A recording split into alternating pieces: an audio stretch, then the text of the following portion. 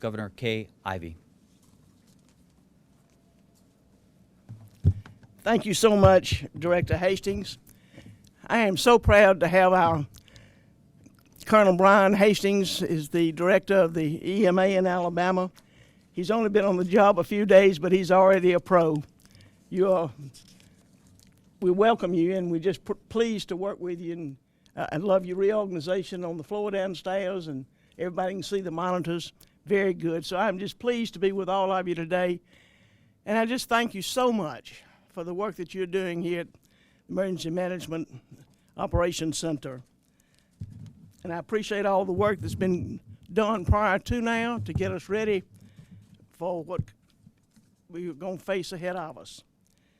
To our friends in Florida who are currently feeling the impact of this Hurricane Irma, please know that you're in our thoughts and in our prayers as you bear the brunt of this terrible storm.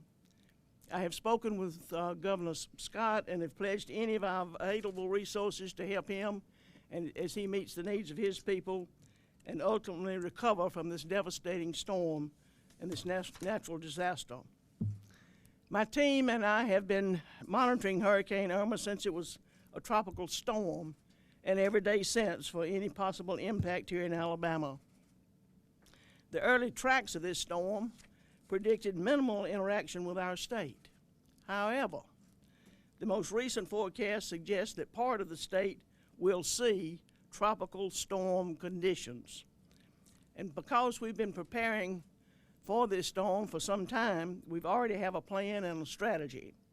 We already have resources in place, and we are ready now that Hurricane Irma appears to be headed toward Alabama. In that vein, I previously issued a state of emergency which allowed personnel and resources to be available to respond in any weather events. This morning, under my direction, our state's Emergency Operations Center activated to a level 1 status, and we've already opened 4 operation centers along the eastern portion of our state. Folks, this is an all-hands-on-deck event, and all of our state agencies are working together to ensure the safety of all Alabamians and of those who have recently sought refuge in our state. I've authorized the National Guard personnel to be deployed immediately for pre-storm preparation efforts and to respond once the storm reaches us. I have also authorized additional National Guardsmen and women to lend a helping hand to our friends in Florida as they respond to Hurricane Irma. The vast majority of Alabamians are only going to be impacted by thunderstorm-like wind and rain conditions with some possible flash flooding. But we do know that in the eastern portions of our state, they need to start preparing themselves for tropical storm conditions. We anticipate that the worst of the weather will arrive in our easternmost counties on Monday and enter others on Tuesday. We currently have tropical storm warnings for the eastern half of central Alabama from September 10 through September 13th, and there are those that are going to speak after me to give you more details in specifics on those areas. We do not expect a level of catastrophic damage that has been recently seen in Texas or in Florida. But folks, we must take this storm seriously. All Alabamians, but especially those in our easternmost counties, must make sure that they and their families are well prepared and heed any further directions from the state and local officials. We will be opening shelters and providing other necessary services to the affected areas in the coming hours and days. Resources are being pre-positioned, and will be deployed as needed arise according to the final trajectory of the storm. It's just unclear at this point which areas will be most effective and how, but we stand ready to respond. In a few moments, members of my team will come up and explain more details on exactly what we are doing and how we're making preparations to serve the people of Alabama. As a result of the events over the past few weeks, Many of my fellow Alabamians, understandably, are concerned and anxious about what lies ahead. That is normal. But regardless of our fears, we can always remember the truth that Alabamians can depend on each other, that we place our faith in the Lord, and that we are willing to face head on whatever may be thrown at us. Certainly, I cannot say for sure what will happen. Storms like this one are very unpredictable. But I am proud to say that we are ready to respond to the people of Alabama. We are ready to protect the people of Alabama. And I also want to let you know that twice already today, once real early this morning, President Trump called me to assure us in Alabama that, in his words, he said, "We've got you covered." When I asked him what that really meant, he said, "My team's in place. We've got Alabama covered," meaning that he's got FEMA standing by looking at Alabama, and he's got members of his cabinet like Dr. Tom Price and others standing by to help us. As President Trump told me this morning, and then again a little later a while ago, he loves Alabama. He's grateful for the people in Alabama, and he wanted us to know that he's aware of our situation and stands ready to help. That is a good feeling from President Trump, and I'm proud to share it with you. To my fellow Alabamians, please be sure that you take this storm very seriously. Be sure that you are prepared and have a plan in place. Now is the time to stock your supplies that you need. Be prepared for whatever comes. I am so grateful that we have such a fine team in Alabama to guide all of us through this difficult period. Thank you. May God continue to bless each of you, your families, and the great state of Alabama. Now I want to ask John DeBlock with the National Weather Service in Birmingham to come and discuss the latest forecast on Hurricane Irma. John? Thank you, Governor. Well, first and foremost, our thoughts and prayers are with the citizens and the first responders and our National Weather Service colleagues in Florida that are going through Hurricane Irma right now. Hurricane Irma remains a major hurricane, and as of noon Central Time was 50 miles west of Naples, Florida, with winds estimated at 130 miles per hour. Irma was moving north at about 9 miles per hour. On that course and trajectory, we're already seeing the outer rain bands of Irma reaching South Alabama, the extreme southeastern wiregrass portion of the state. Later this evening and tonight, before midnight, we're expecting to see tropical storm force winds enter the state with winds of 39 to 73 miles per hour possible. Right now, we have a tropical storm warning that is in effect for much of the southeastern portion of Alabama, roughly U.S. Highway 231 up to Montgomery, I-65, and to the east, south of Interstate 59. Those locations need to be prepared in the next 24 to 36 hours for tropical storm force winds of 30 to 45 miles per hour with gusts as high as 60 miles per hour. Locations along the ridgetops can expect to see perhaps enhanced winds above and beyond that. Now, with these types of wind speeds, we can expect to see trees falling, the possibility of power outages, and we're particularly concerned for structures being impacted by falling trees. If you're in a manufactured home, you might consider going to a more sturdy shelter for the next 24 to 36 hours until the winds decrease once again. We're also looking at some rainfall, well in excess of 1 to 3 inches, basically along and west of Interstate 65, with a maximum accumulation of about 4 inches on the Alabama-Georgia state line. We may see some localized flooding, and of course we ask everyone to turn around and not drown. Don't drive into areas that are flooded. Pay attention to any warnings that are issued and heed those warnings as soon as possible. Now, it's been since 2009 in Tropical Storm Claudette since we have had an active tropical storm warning in Alabama. It's been a while. We may be a little bit rusty. We've got these warnings out for your safety and your protection, and we ask you, as the governor said, to make your preparations today Secure loose objects in your yard, trash cans, lawn furniture, trampolines especially, so that they don't become missiles that might damage a home or other property. Have your emergency supply kit available so that you can survive and be able to sustain yourself in case of a prolonged power outage. And with that, Governor, that's our forecast right now. We'll be continuing to track Hurricane Irma and pass any updated forecast information to the state as well and keep you up to date as much as we can. Thank you so much, John. Thank you, ma'am. John, thanks for the update. I do appreciate it. I'm Brian Hastings, the Director of Emergency Management for Alabama. As Governor Ivey stated, the State Emergency Operations Center is activated to Level 1 to prepare for the threat of the tropical storm force winds from Hurricane Irma, starting in the southeastern counties of the state and then flowing northeast from Monday through Tuesday. We have closely been tracking the path of Hurricane Irma for many days.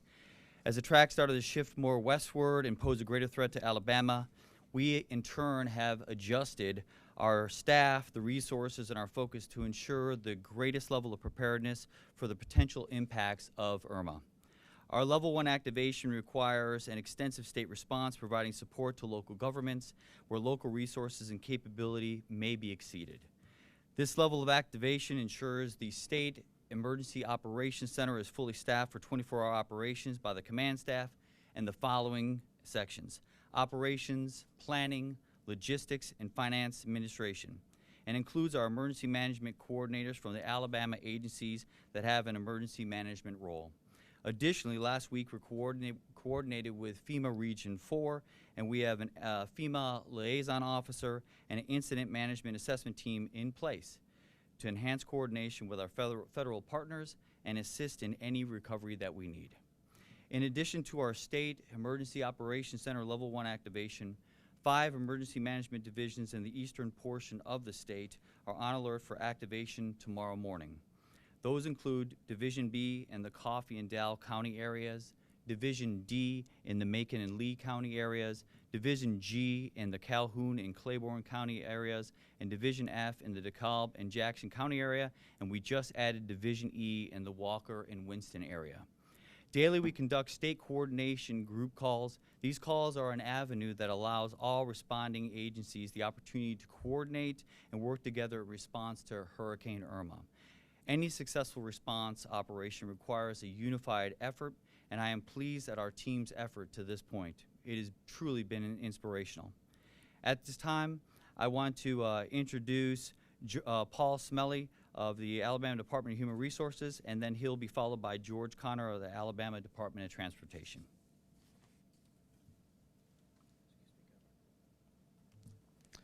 Good afternoon. I'm Paul Smelley. I'm representing Commissioner Buckner for the Alabama Department of Human Resources. For the past few days, over 72 hours, we have coordinated with our mass care and sheltering partners, primarily the American Red Cross. There are currently 2 shelters open, Red Cross shelters. One is in Baldwin County at the Coliseum in Robertsdale. We have another shelter open at Alabama State University at the Acadome. Right now, those 2 shelters have not reached capacity. Our shelter support plan for this operation is to open up shelters in a tiered response. The Red Cross and the other organizations like the Salvation Army and other faith-based organizations are deployed to multiple resources throughout the South. So we're trying to conserve our resources and to open our shelters up in a tiered manner. We will start with larger shelters that can sustain significant winds, and we can also provide logistic supports to those locations. For anyone traveling through Alabama or our residents who need shelter information, we're encouraging them to call 211. Our partners at the Alabama Department of Transportation have put these up on message boards throughout the state. And we are also asking them to call 1-800-RED-CROSS. The Red Cross also has an app for anybody who has smartphone capability. And to date, 211 has received and fielded over 700 calls since Friday.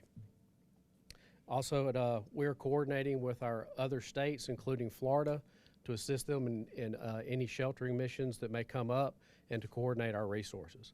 Pending any of your questions, that's all I have, Governor. Thank you so much. Yes, ma'am.